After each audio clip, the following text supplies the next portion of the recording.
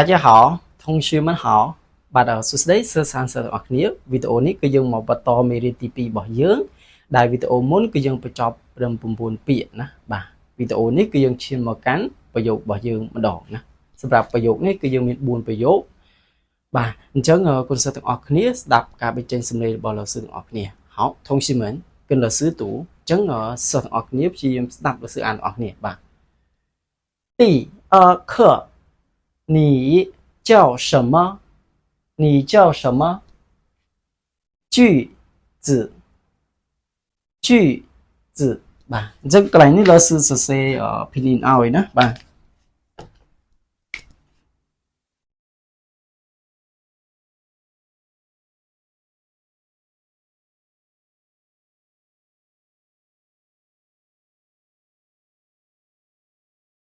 បាទអញ្ចឹងជុញចំណជីណាបាទ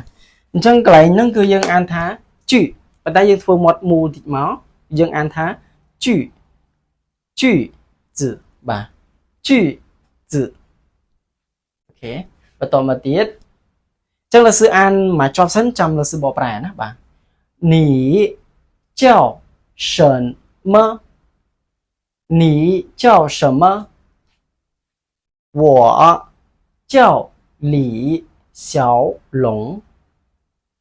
我叫李小龙បាទ龙សំឡេងទី2ណាបាទ3你是哪国人你是哪国人我是中国人我是中国人បាទឥឡូវយើងមកបកប្រែជាមួយលោកសិស្សទាំងអស់គ្នាពាក្យនីមួយៗបាទអញ្ចឹងនេះប្រែថាអ្នកណាអញ្ចឹងចៅនេះប្រែថាហៅឬក៏ឈ្មោះបាទ什么ប្រែថាអ្វីអញ្ចឹង你叫什么តើអ្នកឈ្មោះអ្វីបាទប្រកបឯងកូនសិស្សបាទប្រកបតិចទៅមកនឿយនីបាទ GL 叫诗恩生么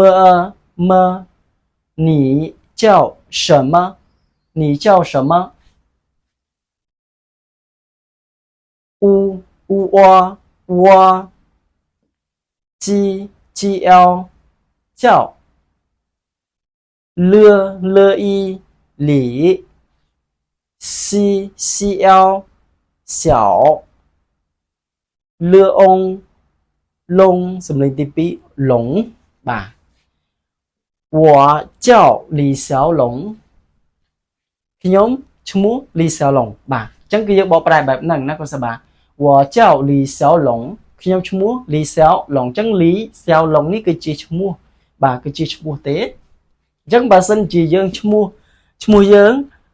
ដោយលsưអញ្ចឹងលsưឈ្មោះដេត我叫ដេតអញ្ចឹងមកបាទ我叫李小龙បាទ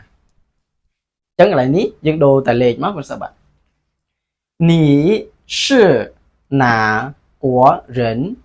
你是哪国人តើអ្នកជាជនជាតិអ្វីឬក៏តើអ្នកជាជនជាតិណាបាទយើងប្រែអញ្ចឹងណាកូនសិស្សបាទនៅអ៊ីនេះគឺមានប្រែថាអ្នកណាបាទឈឺនេះគឺជាណានេះកន្លែងណាគួរប្រែថាប្រទេសរិនប្រែថាមនុស្សបាទអញ្ចឹងយើងបកប្រែមក你是哪国人តើអ្នកជាជនជាតិណាបាទ我是中国人ខ្ញុំគឺជាជនជាតិចិនបាទ我ខ្ញុំ是គឺជា中国ប្រទេសចិនបាទរិនប្រែថាមនុស្សខ្ញុំគឺជាមនុស្សប្រទេសចិនបាទប៉ុន្តែកន្លែងនេះយើងបកប្រែឲ្យព្រោះស្ដាប់ខ្ញុំគឺជាជនជាតិចិនបាទគឺយើងបកប្រែបែបហ្នឹងណាកូនសិស្សបាទអញ្ចឹងខ្ញុំប្រកបតិចមកបាទជឺអងចុងសំឡេងទី1ចុងកើអួកួ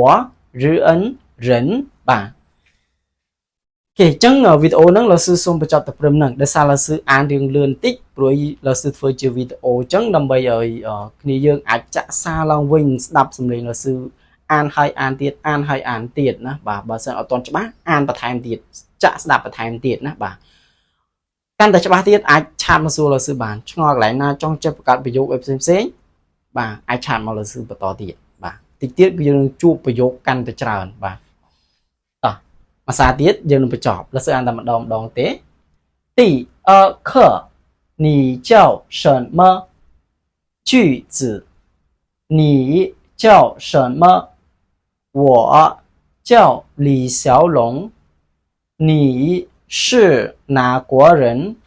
我是中国人吧好今天的课老师上到这里了这 video 能老师不练到不能同学们下次再见